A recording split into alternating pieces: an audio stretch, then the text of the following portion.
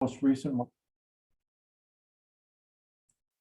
And we see a continued trend of new listings and that exceed the number that are going pending and also the number that are being sold. So the number that are going pending seems to be increasing a little bit each week, which means that our forward look over the next 30 to 45 to 60 days means that the market is selling, on a consistent basis more than we've seen for quite a while. So we're starting to see a little uptick in the sales, but the month supply issue is increasing opportunities for buyers. And even though the financing rates have been increased to about double of what they were a year ago, we're still seeing people take the opportunity to buy. And one of the things that's driving all that is the cost of renting is just continuing to rise. So if you have a customer that's talking to you about a rental, many times you can talk to them a little bit about the opportunity to purchase. And some of the long-term worksheets that you could show people over a 5 to 10 year period will show them that rather than paying someone else's mortgage, by paying their own, you're going to be building equity. And one of the greatest ways to build equity is really ownership. So hopefully that's in your message and your repertoire, and we'll continue to see this phenomenon happen over the last, actually this is week 15 that we've started to trace this, and it's been very consistent week over week over week. So we'll have the stats for tomorrow's meeting, but for the quick look here, let's take a look at the MLS stats. It's now the 12th of the month. We usually like to wait until at least the 10th for, let's see here. Get my share going here, right?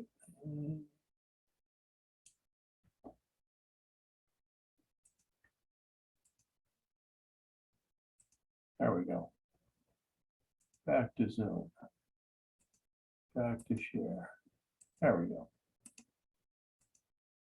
Okay, so here's our friend InfoSparks, and we're looking at August numbers, month over month, and we're looking at Collier County in the blue line, and Lee County in the orange line, and we can see that the median price, after taking a little bit of a dip, is still increasing as we go along. But if you can see in Collier, we're starting to trend downward a little bit, although we had an uptick from 550 to 600 in July over August there. So important to see that we're still seeing median prices going up. That can be a result of the product mix as we see less and less inventory in the lower price points and more sales in the median and upper price points. So let's take a look at new listings. And we see we're actually trending down a little bit, down by 17% in Collier. This is August 22 over August 21. And remember, we're comparing to a year that was one of the best years ever in real estate. So listings are trending down a little bit. And in Lee County, they're down only 2% over last year, but in Collier, down 17%. Let's take a look at pendings. We see pendings are starting to uptick for the second month in a row, but they're still down over last year. So you can look at the trend line, whereas this was a peak of March of 2021, we're starting to see a decrease in the number of pendings, but in the last few weeks, I believe that it's ticked up a little bit.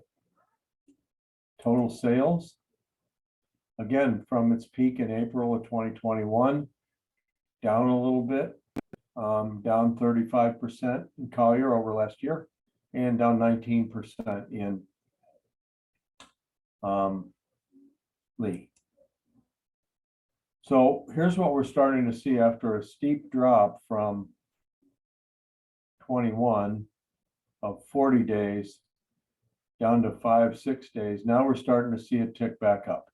This is a result of a lot of price reductions and a lot of newer listings coming on the market, even though not as strong as last year.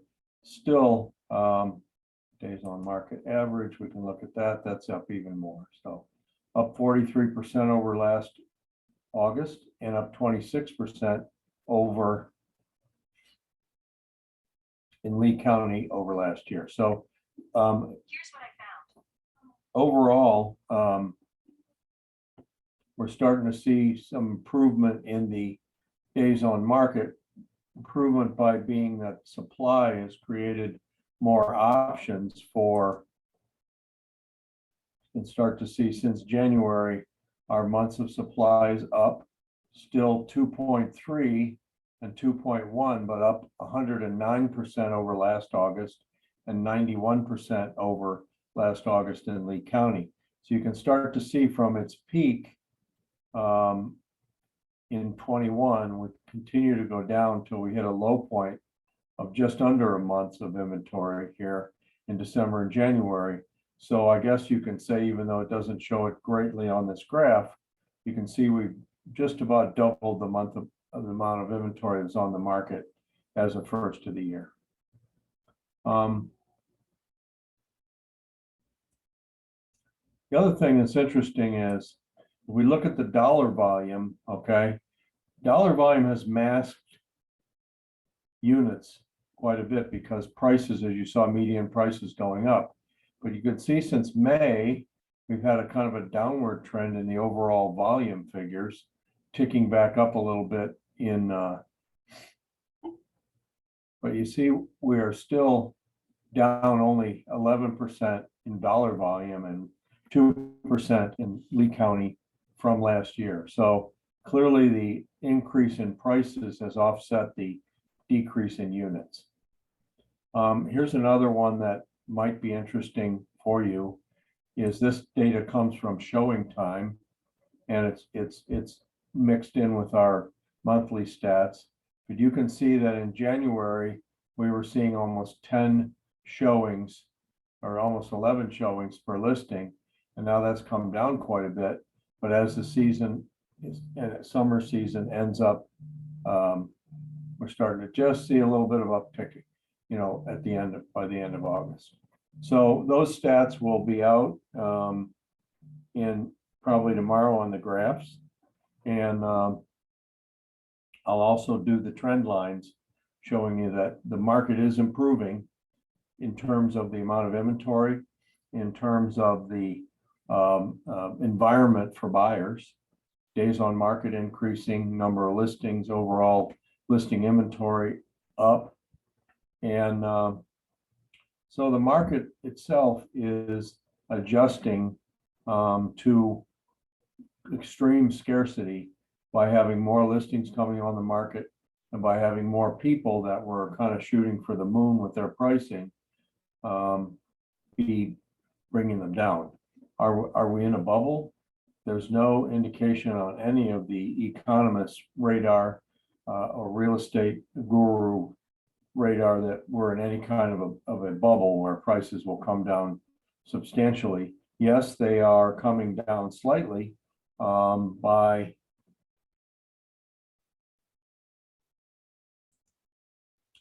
are coming down slightly, but the mix of products, meaning the number of listings that are selling at below 500,000 is still fairly scarce. Actually below 300,000, it's that inventory is hardly even existent right now. So as we improve the number of units and listings, we're still seeing a mix of increased pricing as a result of what we went through at the end of 21 and beginning of 22. Are there any questions? We'll have, I'll have the graphs done by tomorrow that you can circulate. I'll put them on Facebook. You can circulate them to your customers I think the important thing to message, I guess we had to get out is that this is, even though the interest rates are up, it's still a good time for buyers to buy versus lease. And those buyers that got shut out of the market by the extreme scarcity and by the higher prices are now starting to see more opportunities. So the market is softening a little bit, but not greatly. It's just more opportunistic, I believe. And as Denny Grimes always says, we're not in a buyer's market or a seller's market, we're in a winner's market. So there's something out there for everybody. And, in terms of your sellers who said, gee, I could have gotten $50,000 more if I'd have listed back in January and February. And, I think then the thing to do is to go to motivation. Say, well, what are you planning on doing when you sell? If they say, well, we're planning on downsizing to a smaller condo, maybe near to the beach. Well, those prices have also modified and come down a little bit. So the market that you sell in is the market that you buy in. So the little bit of downtrend in selling prices for a seller can be offset by the purchase prices that they're going to experience when they go to buy something new. So keep that in your repertoire. Also, be sure to tune in on Friday afternoon from 1 to 2. Denny Grimes has a script class. He usually gets about 100 people from all over the country talking about what's going on in their market. And they do some script and role play. And these scripts are totally dedicated to the current market conditions with some buyers' reluctance and with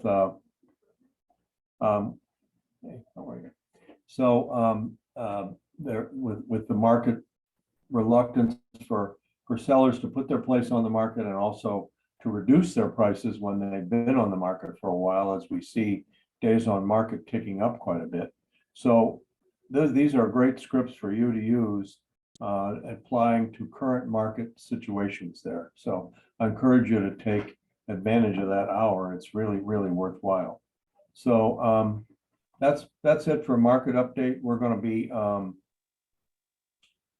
be talking about it a little bit more. And as I say, the graphs and charts for August will be out. And also I'll put the 15-month graphs out so you can see what's happening in the market over the last year and a half or so. All right, so today's topic is going to be comparing the FarBar contract with the NABOR contract, one of my favorite classes because very revealing many of the traps that you can fall into when using the FarBar contract as opposed to the NABOR contract. And we'll try to point those out a feature at a time. And I'm going to bring these up on the screen here.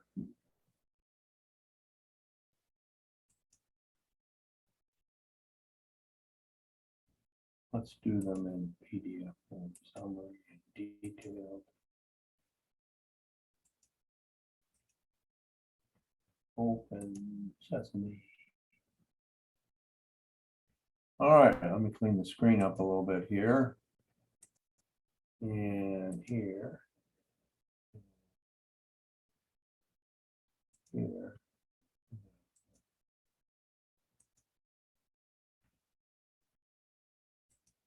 Okay.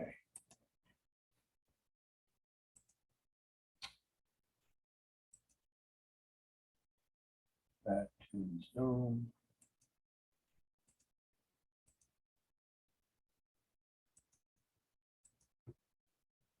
Okay, can everybody see this okay? Could you make it a little bigger?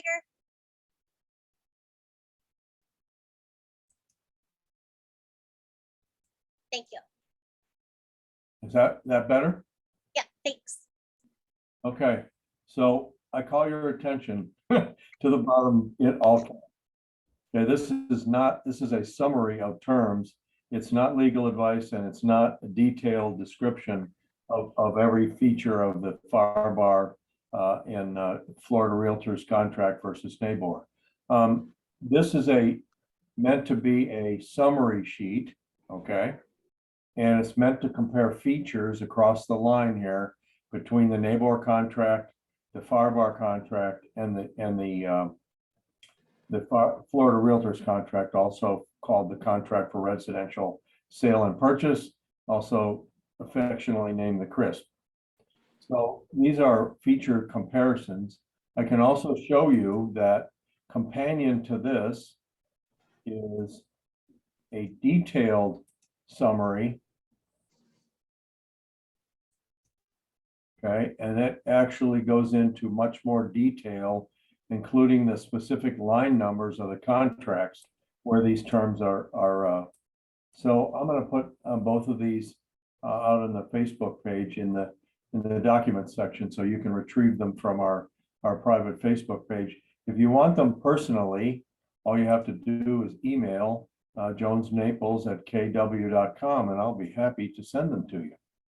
How about that?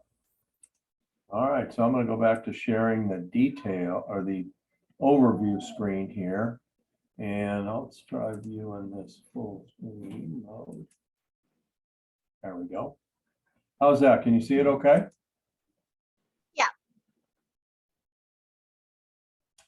Be able to make it a little bigger. Probably not. Okay, all right. So what we have here is the major terms of the contract on the left, and then a comparison of the features of the contract there as we go across the columns there. All right. Hey, Jeff, Yes. I'm sorry, what is that CRSP? Contract for residential sale and purchase. It's the Florida Realtors contract. It has some use. We see it. We used to see it in Miami quite a bit. We don't see it there anymore, but you see it occasionally up in the center part of the state, as far down as Punta Gorda. Okay, I've never seen one. You don't. Well, it's just there in case you do see one and you're trying to figure out how it compares to the others. I've thought about deleting the column, but you know, there's enough of them around, and it's a valid, currently maintained contract by the Florida Realtors. So it does have some features to it that I like better than the FarBar. So I'll point those out as we go along. All right, so let's start out with time of the essence. Time of the essence in the NABOR contract is closing date only. And if everybody's familiar with what time of the essence means, time of the essence means that these dates are, I guess, the best cast in concrete dates. They're very firm dates, and if you miss them, the party that misses the deadline is in default automatically. So we'll see this in just a minute, but let's say the first deposit is due in 3 days, and in the NABOR contract, the buyer makes the deposit on day 4, they're not in default. But if the buyer makes the deposit on day 4 of the FarBar contract or the CRISP, they're in default. And in the case of those contracts, all of your deposits are immediately at risk. So when you go into default, whether you've made the deposit or not, all those deposits are at risk. So if you put a $10,000 initial deposit down, followed by a $50,000 second deposit, let's say 2 weeks later, and you miss that first deposit in FarBar or CRISP, the seller is entitled to $60,000. So be very careful with that, because any of the dates in this contract that are not adhered to, loan approval, many others, inspection dates, and obviously closing dates, they're very critical dates. So if you are in danger of not making one of those dates, suggest you work with the other side to get an extension as opposed to putting your customer in jeopardy of in the seller side, specific performance, and the buyer side losing all of their deposits. Okay, the effective date of the contract is the same across the board. It's the last date parties initial or sign a contract and have a date with it. So one of the things I see when I do the compliance for all the contracts is I see a lot of initials when there's a counter offer or a change to the, I see a lot of initials, but I don't see a lot of dates. So I always encourage you as a matter of practice. Some of the forms programs like .loop include a little box with the initial and the date, which I think is excellent. DocuSign, Transaction Desk, app files do not include the date automatically with each initial. So if you're using those software programs, always make sure that the date accompanies the initials. I'll tell you why. Let's say you have an initial offer that you send over to the seller. The seller counters your offer, in which case generally there's 2 days to respond. And you go, the buyer finally responds and accepts and delivers the contract back to the seller 2 days later, but doesn't initial the dates. So what happens to the effective date of the contract? If none of those initials, when they came back and were counter initial by the seller, had dates on them, the effective date of the contract could be the date the contract was first signed by the seller. You could lose at least 2 days. I've seen people lose 4 and 5 days with a couple of counters on your effective date. Now, I believe we're seeing in the field inspection dates periods being shortened by sellers from 15 to 10 or 7. I've seen 5. So if you aren't careful, you can cut into your due diligence period significantly by not providing an initial with the date. So that's Broker Jeff's great idea of the day. When you put in any one of your customers' initials or signs, have a date next to it. Therefore, you're protecting the effective date to be the last date either party initials or signs with dates. So Jeff, I have a question for you. Okay. When the agent on the other side does not put the date next to the initial, should you reject it? No, you may be able to use it to your advantage if there's time periods in there. I think that's a matter of best practices. It does not in any way invalidate the contract, but it does mean the effective date can revert back to an earlier date. Okay, so it works. If it works to your client's advantage, just let it go. Correct, yeah. Generally on a counter, the buyer signs the counter and doesn't initial it or doesn't date the initials. Buyer loses a day or two or more if there's more than one counter. So one thing before we leave this topic, the effective date is day 0. The effective date is day 0. The effective date is day 0. Okay. I can't tell you how many inquiries I get about when a time period expires. So if the deposit is made, if the contract is ratified on Thursday and the first deposit is due 3 days after the effective date is day 0. So Friday, Saturday, Sunday is the date the deposit's due, but that's a holiday or weekend. It automatically bumps to Monday. So if the contract effective date was Wednesday, same thing. Thursday, Friday, deposit due on Monday. So remember to start counting from day 0, not from day 1, because you can significantly affect a due date or the end of a request period, the end of a due diligence period, deposit date, so forth and so on.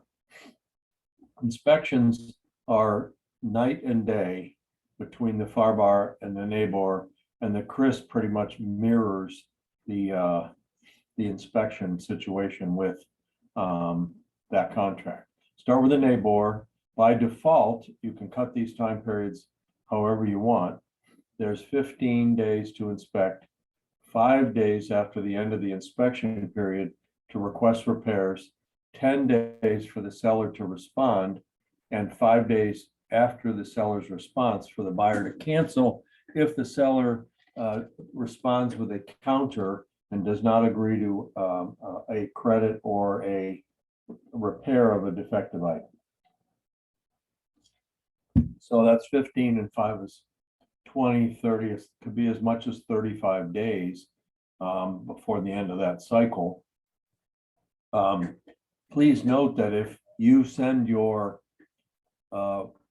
buyer's request and seller's response over at day 10 in a 15-day inspection period, the 5 days to request that at the end of the inspection period, that 5 days is shortened, right? Because you've sent it over at, let's say, day 12. Okay, so you've now used your 15 and 5 in 10 or 12 days.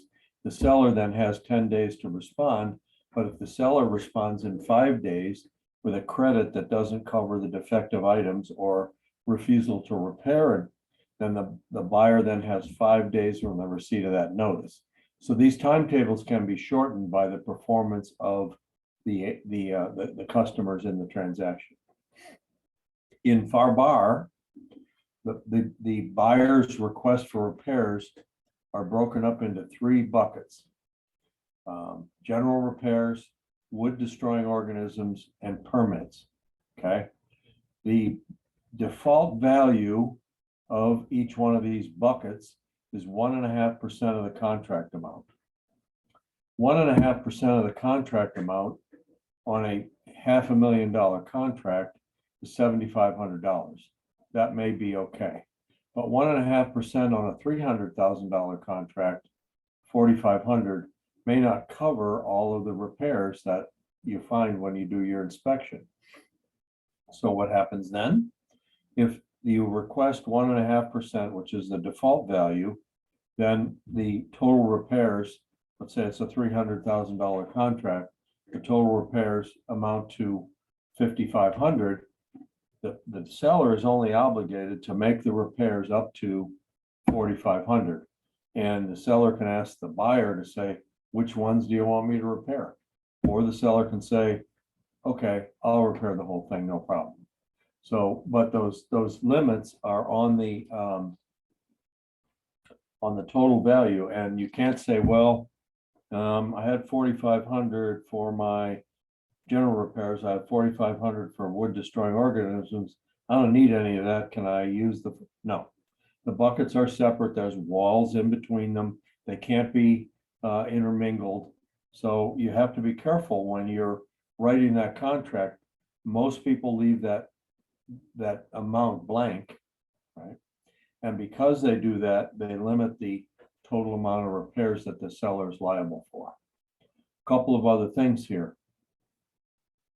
Notice that there's no inspection period and days to request the repairs, okay?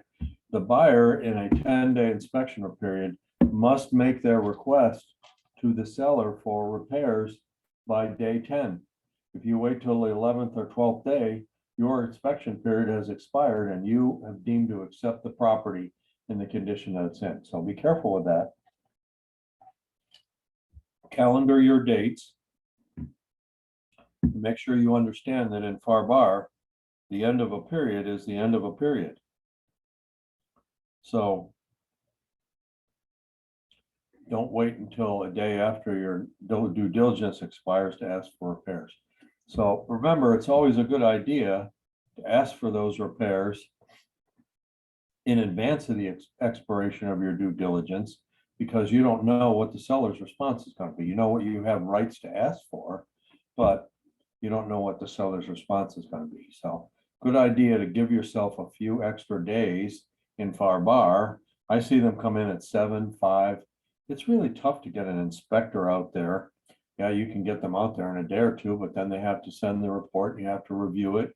And if you have repairs that you want a credit for, it takes a couple of days to get the repair estimates. So be careful with your time periods. And remember, all of these dates are time of the essence. They cannot be extended without permission of both parties. Okay, so in defective and cosmetic conditions, the two contracts differ slightly. I won't say substantially, but where the big difference between NABOR and FarBar is radon, naturally occurring non-allergenic mold, although they did put a mold rider in the FarBar contract this year, which basically says if the cost to remediate the mold goes over a certain dollar amount, the buyer has a right to cancel. Prior to that, the buyer really had no right to cancel.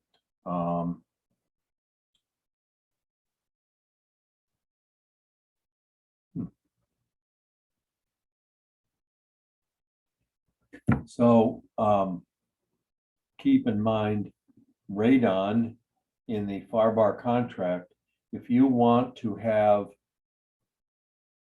radon mitigation addressed in the FarBar contract, you need to add a clause to the other terms and conditions.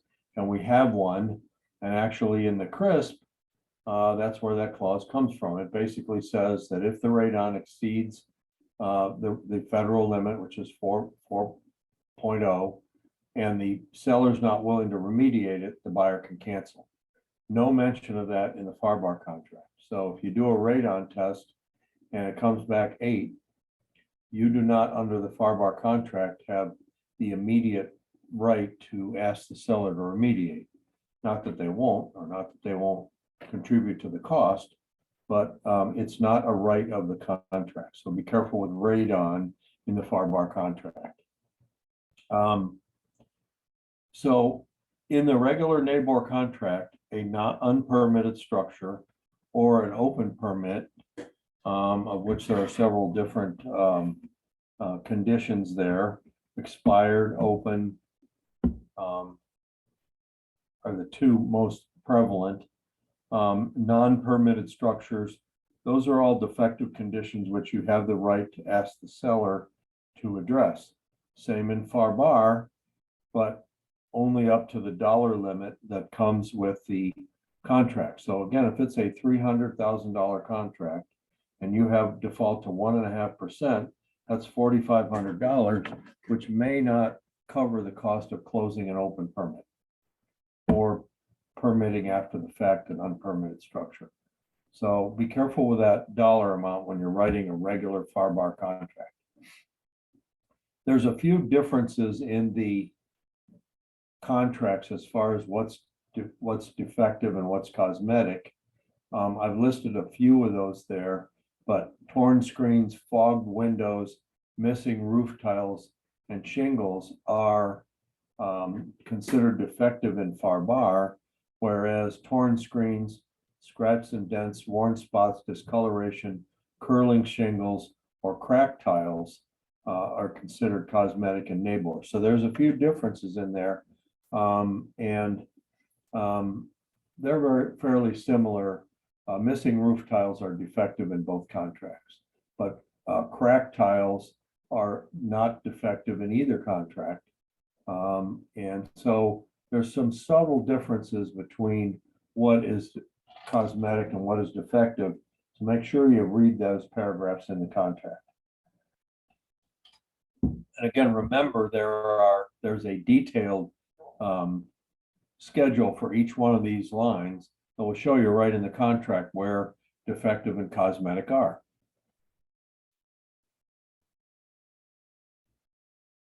So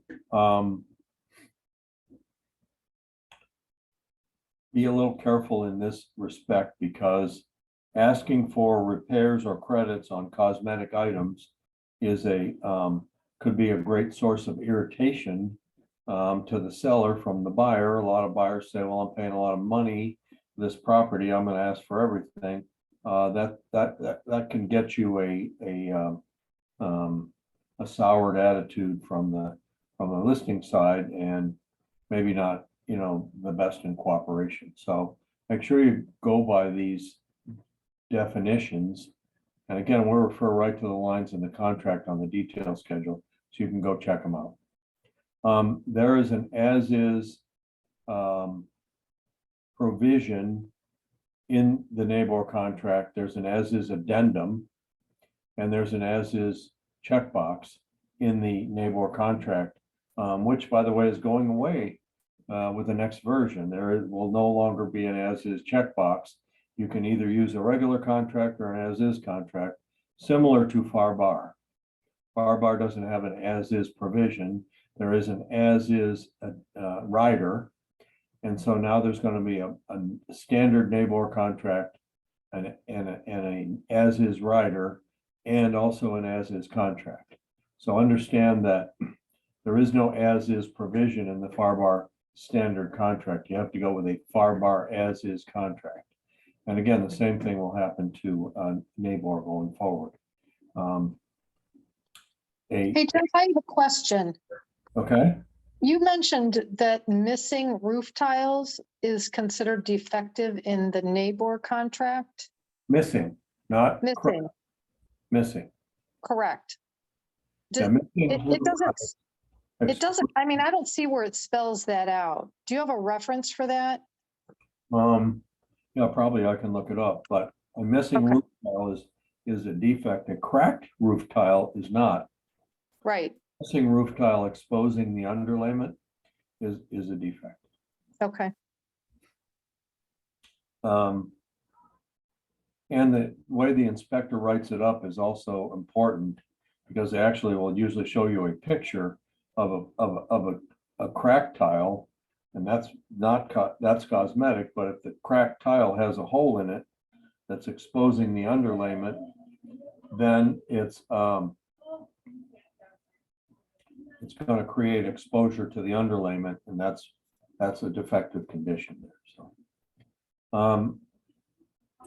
So HOA disclosures work pretty similarly in all these contracts.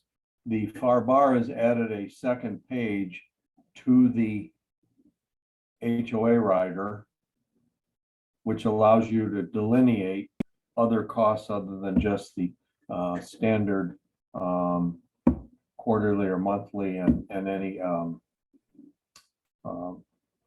additional assessment for a recreational area. So both page ones of the HOA disclosure in the FarBar and the HOA disclosure in NABOR are exactly the same. They follow the HOA statute. But there's a CR5B rider that's been added to the HOA rider that allows you to put in more detail than just what's required in the HOA disclosure. So understand that in NABOR, all you can put in are the two blanks there. You can't write if there's a transfer fee or a food minimum or something like that. Those don't belong in the HOA disclosure. Those belong in the disclosure of the budgets and financials of the HOA. There's a condominium disclosure in the NABOR contract that's written right into the contract that gives the buyer a 3-day right of rescission once they've received all 7 required documents. Notice in the HOA, you can, in the NABOR contract, request a HOA document review. And the buyer does have the right then to get all of the HOA documents and gives them a 3-day right of rescission. Also note that if you don't provide the HOA disclosure timely with the contract, that can trigger an automatic 3-day right of rescission by the buyer. So if you're a listing agent, you want to make sure you get that disclosure over to the buyer and signed and back, so that there's no right of rescission that could be implied by not providing that document timely. I've seen people go, well, I never did get an HOA disclosure back from the buyer. Or excuse me, the seller never provided me an HOA disclosure and never asked me for it. Well, that means the buyer has essentially a get out of jail free card. They can say, I'm not happy with this. I want my 3-day right of rescission. And they're entitled to 3 business days to rescind the contract. So be careful with that, especially if you're on the listing side. You want to make sure that that disclosure is presented timely and signed by all parties. In the FarBar contract, there is a CR5A rider, condo rider, which is quite a bit more specific. There is a checkbox in there to say the buyer has already been provided with the documents and accepts the condo docs, or there's a checkbox that says the buyer shall have 3 days to review all of the documents per the statute. Also on page 2 of the CR5A rider is the ability to list transfer fees, food minimums, anything else that might be included in that as part of that condominium there. Not so much in the NABOR. There is no condominium disclosure. There is the ability to provide those 7 documents and have the buyer sign the receipt. Hey, Jeff, if the buyer doesn't receive all of the HOA docs and it's closing day, is it possible to have an automatic extension of closing, or how would that work if the buyer wants to sort of? If the buyer hasn't signed the HOA disclosure timely with the contract, they have the right to request the HOA docs, which are listed in the HOA document receipt. They don't get all of those. They have the right to rescind up to and including the day of closing. Okay, but so if it were day of closing and they ask for the documents, would it automatically extend closing 3 days, or would you just have to close because it's time of the essence? No, you would have your right to get that 3-day review, and that would and rescind the contract. Or you could agree to extend it 3 days, and in that time in that 3 days, the buyer could rescind. Okay, thank you. Sure. You really have to be careful making sure that you get that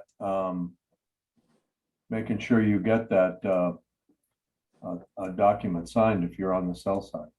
Right. Or the list side. Really, I mean, ideally you want the contract to stay together and you don't want to leave a gaping hole in the contract. So you want to get that disclosure signed whenever possible. All right, let's go to page 2. You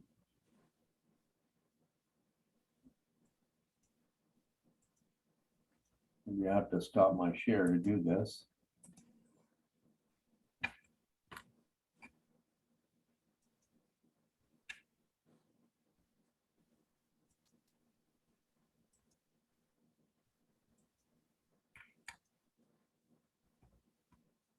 All right. Technical difficulties here. We got this.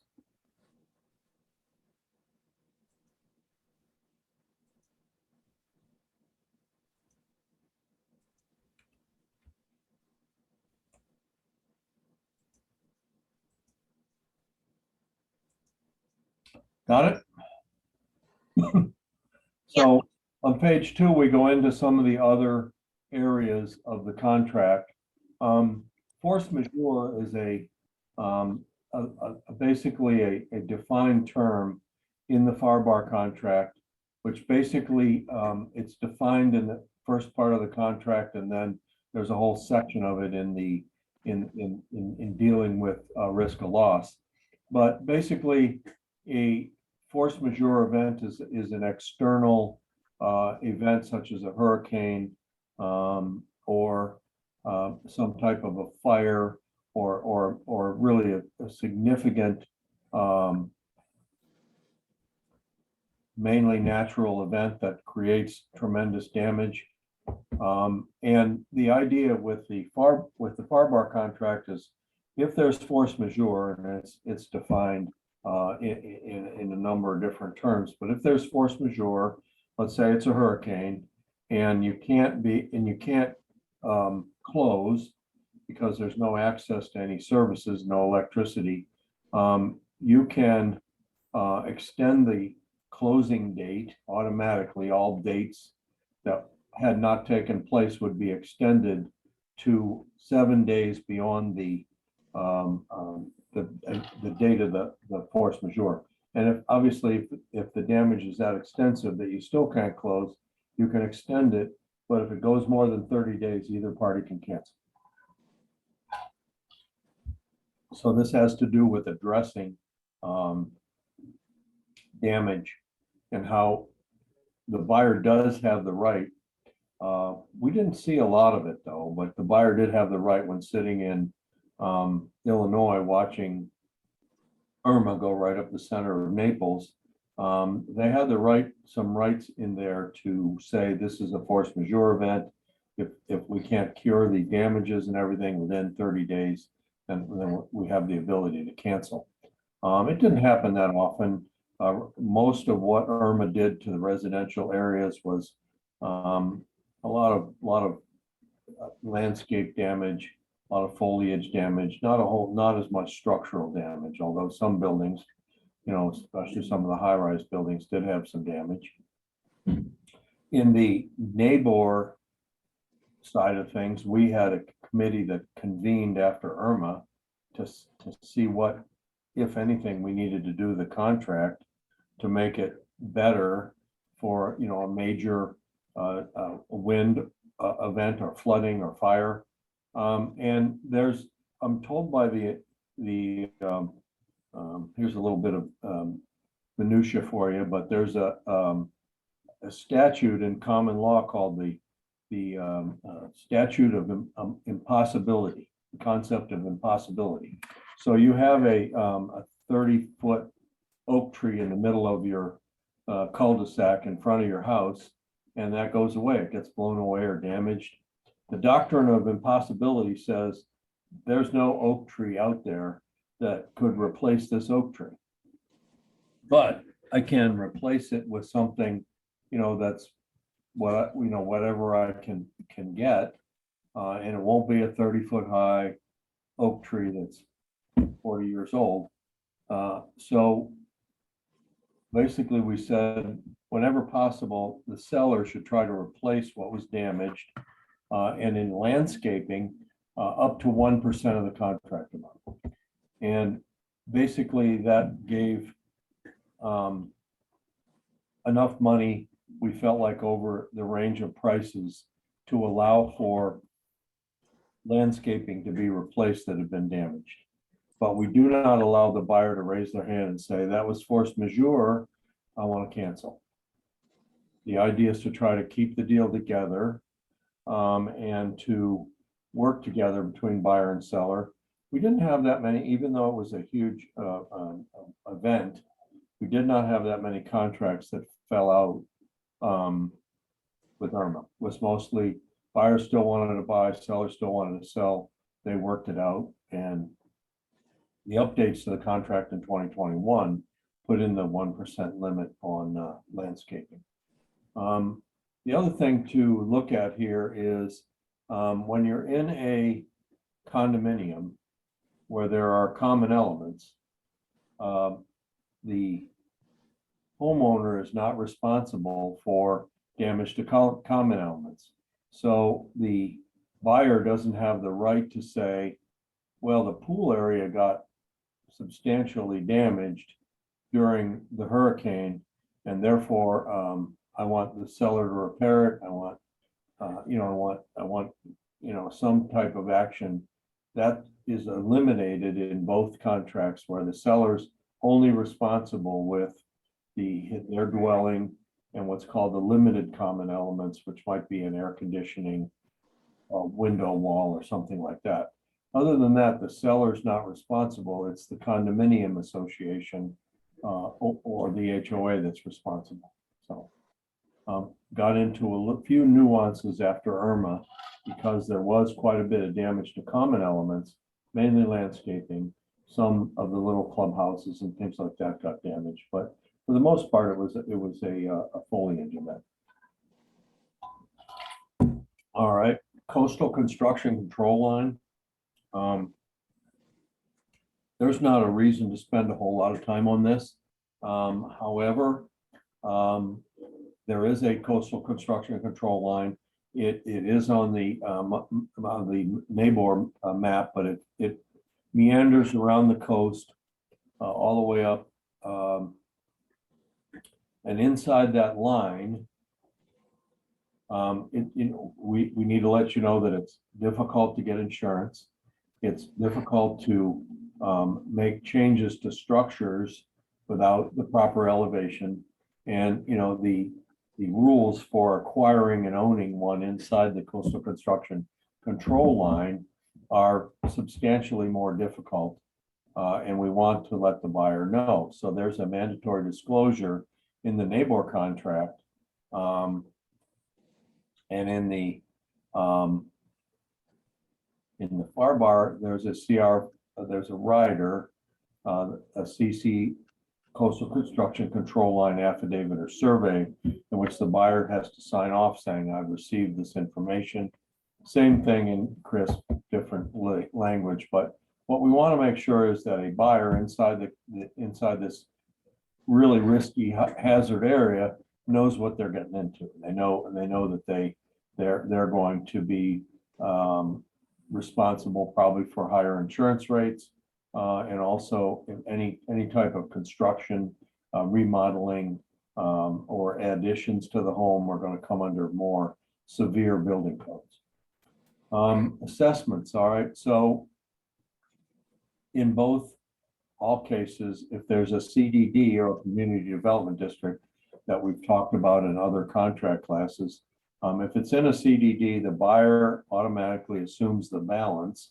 And to get, real briefly basic here, a CDD is where the developer goes in, puts in the amenities, oftentimes builds a clubhouse and or golf course to attract buyers. And they do that with bond financing or long-term financing. And every time a unit is constructed and delivered to an end user, a portion of that debt is assigned to that address, and it's usually amortized over 20 years, or could be more or less, but that's your community development district. Second to that is an organization that administers those funds and keeps the common areas of the CDD, the roads, the medians, in some cases the community clubhouse or tennis courts.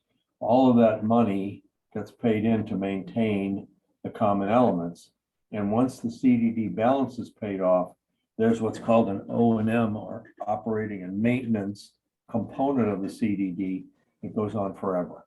And there's a disclosure in all of the contracts that require that the seller delineate how much is in the balance of CDD, how much is the operation maintenance, and what's the total annual payment that the buyer has to assume. Assessments, there's a checkbox in the FarBar contract, which is kind of handy, where it can say the seller will pay all special assessments up to closing, the buyer will pay them afterwards. So there's not a lot of discussion about how those assessments are going to work. In the NABOR contract, basically it's more defined as the seller pays anything that's on the books but prior to closing. The buyer pays anything that was assessed to be due after closing, or the assessment was voted on and approved after the effective date of the contract. So basically, if you're in a NABOR contract and you're dealing with let's say a bundled golf community where there can be multiple assessments, one for the new gym, one for the golf course, one for the clubhouse, one for the pickleball courts, you can see 5 or 6 assessments that are ongoing on a monthly basis. And if you're not careful and you're representing the seller and you negotiate those payments into your contract, the seller can get a big surprise when they get their closing statement that all of those monthly payments are accelerated to the closing date. And if your seller's not knowledgeable on that, that can create a great deal of angst. So make sure if you've got multiple assessments that are in place when you're listing the home, that you disclose those, and also that they can be negotiated where the seller can say, I'll accept your price, but I want you to take all of these monthly assessments, going forward. So the caveat in the FarBar contract basically says that a pending special assessment is one that was in the minutes of the last 12 association meetings. The NABOR is a little more, it's pending if it's voted on after the effective date of the contract. However, if it was known by the seller and not disclosed to the buyer that there could be an upcoming special assessment that we're not sure of the amount or when it will hit. And if the seller knows about that and doesn't disclose it to the buyer can cancel if the seller doesn't agree to pay all the amounts over 1% of the purchase price. So it gets a little complicated, but it happens. And it's especially problematic for sellers that don't, that are renters, that have investment property they're renting, or they don't use the property very often, or they don't read their mail with any correspondence from the association that says, hey, we're going to have to replace the pool. It's leaking, and this will be an assessment of $586 to every unit. And it hasn't yet been voted on, so it's pending, but the seller doesn't disclose it to the buyer could have to have a window to cancel. The seller doesn't pay everything over the 1%. So, yeah, that's it for assessments. In the FarBar contract, the assessments paragraph in the main body of the contract refers only to municipal assessments. It doesn't refer to community assessments. The only place that community assessments are dealt with in the FarBar contract is in the condo or HOA rider. So understand that paragraph that deals with assessments in the FarBar contract is for sewer assessments, improvements that are generally they are for sewer and water. Sometimes they can be for lighting and municipal improvements, but for the most part, those are public assessments that are placed on the homeowners for money that's being spent by the municipality to improve the sewer, the water, or some of the infrastructure. Okay. The financing contingency is one that if you looked at and you wanted to talk about night and day, that's the big difference between NABOR and FarBar.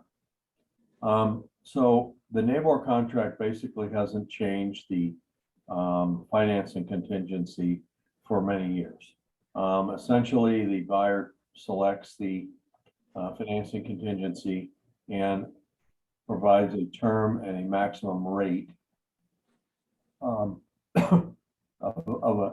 a mortgage that can obtain, the amount of which is placed on the base of the contract. So That's the amount that's protected by the financing contingency. And so that's, and then the buyer has a date in the contract which defaults to 45 days after the effective date, where the buyer reaches a point where they either waive the financing contingency, which their deposit goes firm if they can't close for any reason. And that also precludes the seller from canceling. And for a long time, when there was a lot of inventory, buyers did not waive the contingency because they felt like, hey, you know, if I lose my job or something happens, I don't want to lose my deposit. And many financial advisors were advising buyers not to waive. Then along came short supply sellers markets, and then the buyer was under more encouragement to waive because the seller in that 45 days or whatever that period is might have gotten a backup offer, might have found out their place was worth more on the market than they went to contract with. So when day 46 hits or whatever that date was, the seller said, sayonara, Mr. Buyer, I'm going back on the market. And it went from very infrequently happening for a number of years to many unhappy buyers because they didn't waive or they weren't given the proper time period to make that decision. They lost a contract over it. So be careful with that.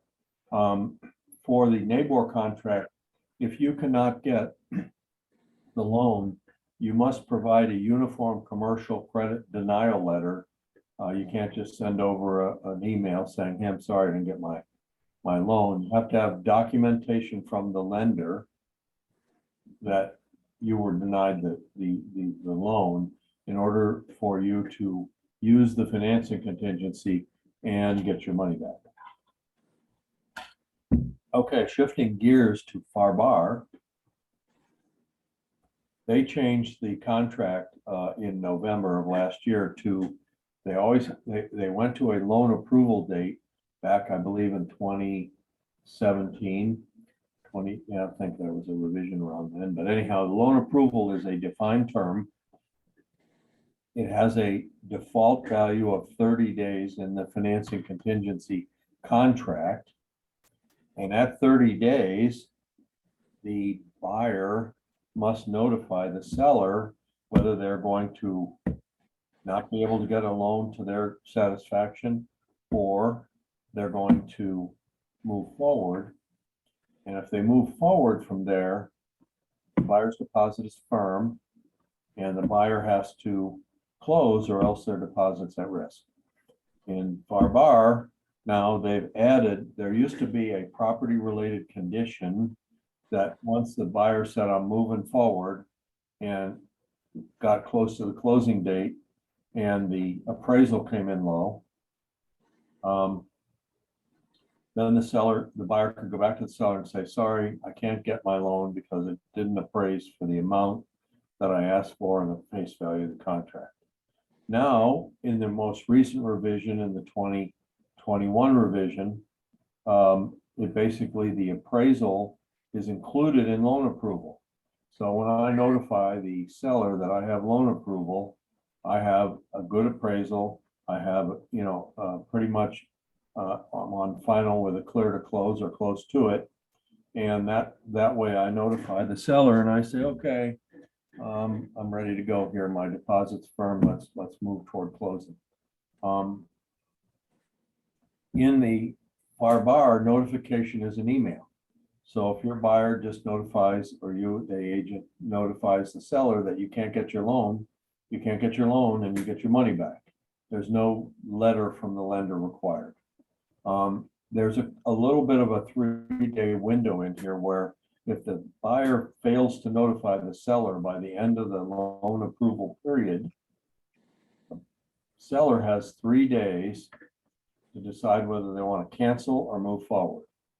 So there's a 3-day window that opens up if the buyer does not notify the seller that they're, excuse me, that they're planning on moving forward or canceling or no notification. In that next 3-day period, the seller may cancel, or they can say, we're moving forward and your deposit's firm. Those are the two choices the seller can make. Again, in a period of low inventory, the buyer failing to notify the seller can say, didn't hear from you, too bad, so sad, I'm going back on the market. And in fact, the buyer would lose their right to buy the house to get the money back, but they'd lose their right to buy the house. So there's a 3-day window. Again, you know, if you look at all this stuff, the thread that runs through this is calendaring the dates, communicating them thoroughly to your buyer, to represent the buyer, or to the seller, what to expect when various approvals are required. Make sure you put these in a calendar. I always like to say back them off a couple days, so your buyer never gets in trouble for not meeting a date. And your seller then is aware of all the key dates in the contract for the buyer. So that's the end of the financing contingency. Again, they're very, very different. They work differently. In the FarBar, the loan approval period is very important. In the NABOR, the contingency waiving period is a little more flexible. Although if the buyer decides not to waive their contingency, they can still get their money back. They don't get their loan, but the seller has a window of opportunity anytime after that to cancel. So the seller could say, you know, I'm not sure about this buyer. I know we had a few other offers. Can you call them and see if they might be interested in a backup? And if they have a backup offer and the buyer still doesn't waive, the seller can then at any time, not like 3 days in FarBar, anytime after the financing contingency period is expired, the seller can cancel and take another offer. So understand the ins and outs and do's and don'ts of that. Title insurance is a little bit different in the contract. In the NABOR contract, the buyer picks closer and pays title. In Lee County, in the NABOR contract, the buyer picks the closer, but the seller pays. Same thing in Charlotte County. The buyer picks the closing agent, the seller pays for title insurance. Obviously, this can be negotiated in any way, shape, or form as part of the contract, but the default value is in these 3 counties is as stated there. In the FarBar, there's a checkbox. Seller's going to select the closing agent and pay for title, or the buyer's going to select the closing agent and pay for title. It's a little bit of a addition in the CRISP where the buyer can pick the closer and the seller can pay for title.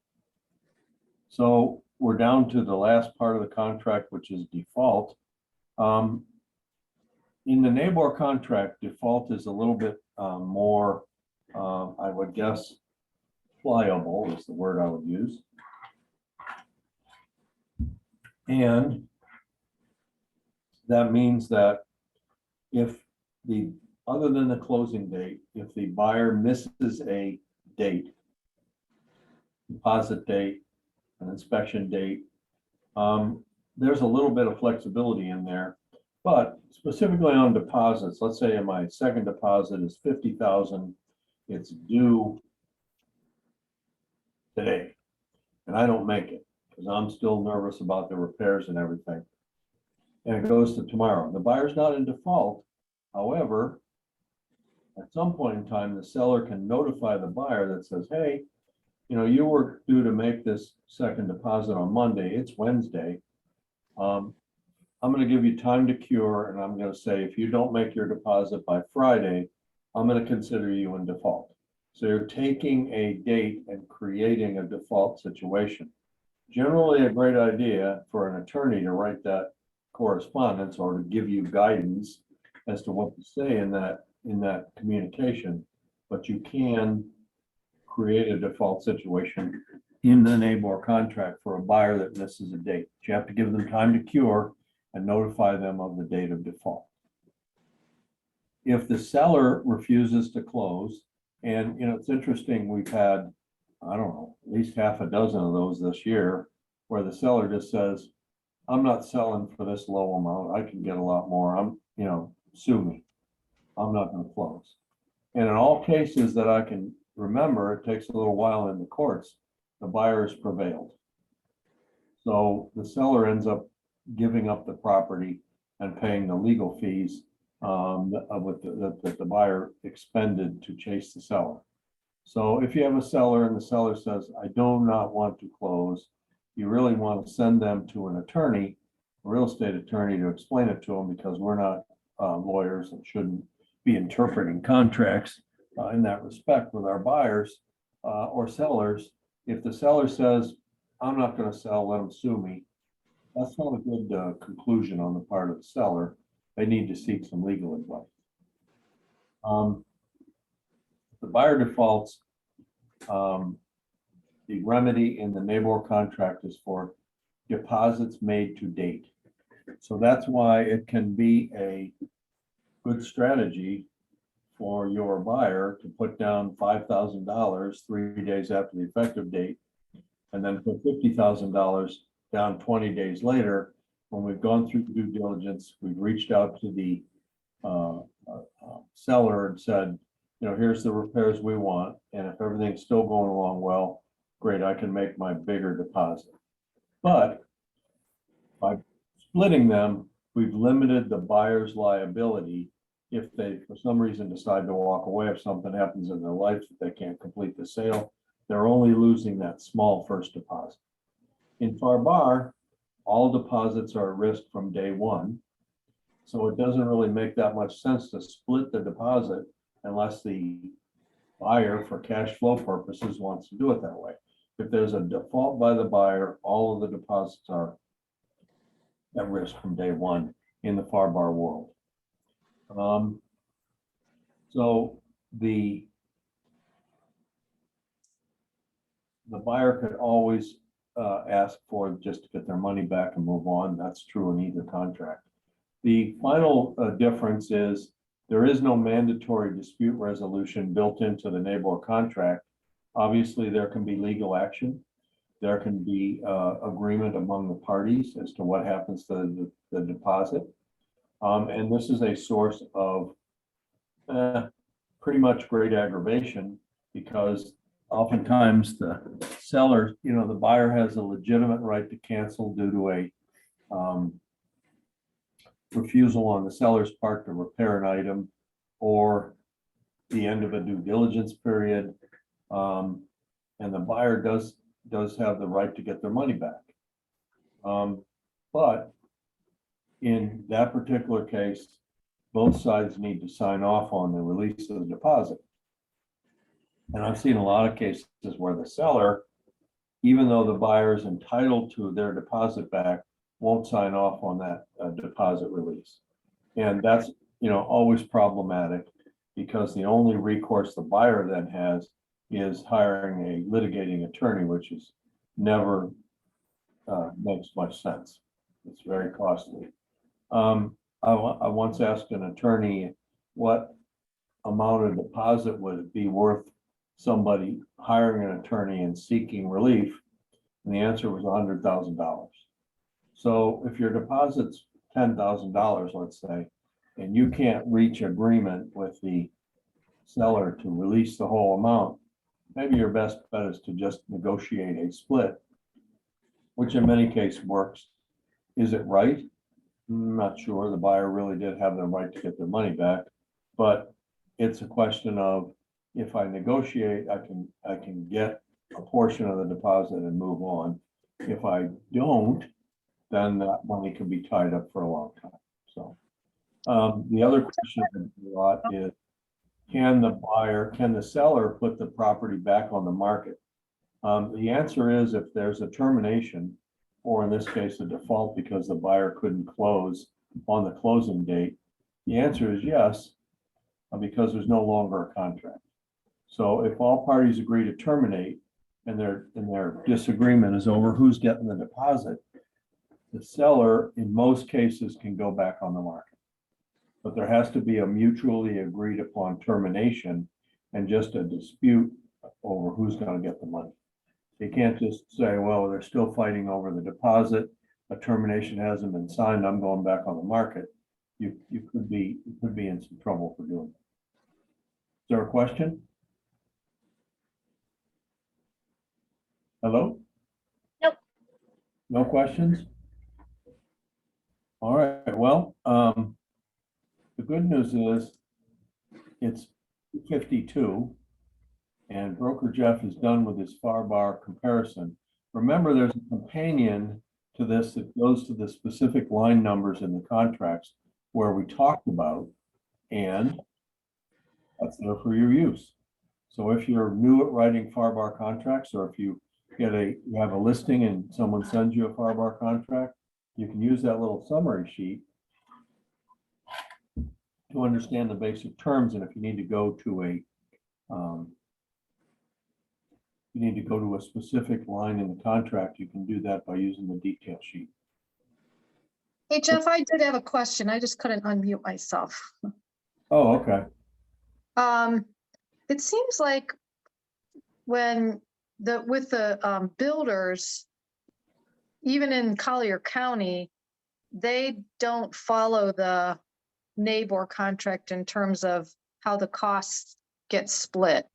Is that common for builders? Are you talking about on the deposit? No, I'm talking about like who pays for the title insurance, who picks the title company. It seems like a lot of the builders are having the buyer pay the dock stamps on the deed. Yeah, obviously you can negotiate anything. Builders like to pick the title company because they control that. And then because their cost of the title insurance is less than the cost of the dock stamps. So I'm told when you get up around $500,000, the two costs tend to get about the same.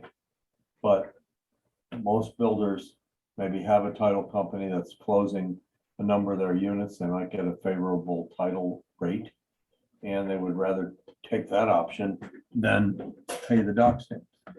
But it can be negotiated. I see it fairly frequently where a builder will ask for the switch. The other thing in new construction that I see quite a bit of is, you're buying a new construction home on a NABOR or FarBar contract. How do you inspect it? So we kind of did a little research with the attorney who said you can move all periods in the contract that relate to the CO, certificate of occupancy, and beyond that. So you can say inspection period will be, 5 days after the receipt and notification of CO by the builder. Then you can do your inspection, and you can base everything off the date of CO for inspection purposes, for closing purposes. And that gives you a bit of a definition, because in this day and age, a lot of builders are missing those CO dates because of the administrivia for the county or because of material shortages, labor shortages. So if you want to protect your customer, you can put some language in there that has to do with the key dates that the buyer can make their decision on occur based on CO, not based on the effective date of the contract. That's just, we have some language if you need it, but that's kind of where I've seen recently where the builders, small builder doesn't have usually they have their own contract, which is what I call it, it's all about me contract. Like sign this, you're signing your life away for this builder. Any of the major track builders, Pulte, Lennar, whatever, they have these contracts that are like this. And, I've had people say, well, I'm taking this to my attorney. And I said, well, there's $300 or $400, and they won't accept any changes. So, the builders are in kind of control over that process. But many of the smaller builders use a regular residential contract, in which case, how do you determine, what your due diligence period is if it's not based on the CO? I'll be 5 minutes. Okay. So And anyway, I was gonna say, it even seems like they don't even have any sort of inspection period in their contracts. Well, yeah, you could, I mean, you generally in a builder, in a new build, you have, you know, a punch list. You have a warranty from the builder. You do have the right in most of the builder contracts to a walkthrough inspection. And at that walkthrough, you can bring an inspector of that. There's not really much they can do about it, but what you're trying to do is to make sure that the punch list is complete and that you're not scrambling around and you miss something that otherwise the builder may not take care of. Usually they're pretty good about that. I don't see a whole lot of risk there. But small builders, regular NABOR contracts, FarBar contracts, you gotta be a little careful of that, of the dates in there and have them relative to the CO date. And again, the builder has to accept it too. So there you go. Okay, everybody. Hey, Right, Jeff. thank you, Jeff. Thanks, Jeff. All right, have a good day. I hope you learned something. Hey, And Jeff. yes, Sorry. Can you please email me the summary that you're talking about? yep, I already put my email address on your chat. you got it. Thank you. I'll put it on in the Facebook files library for everybody else too, if you want to find it there. Thank All you. right. Have a great day, everybody. thanks, you too. See you next Monday. Hmm.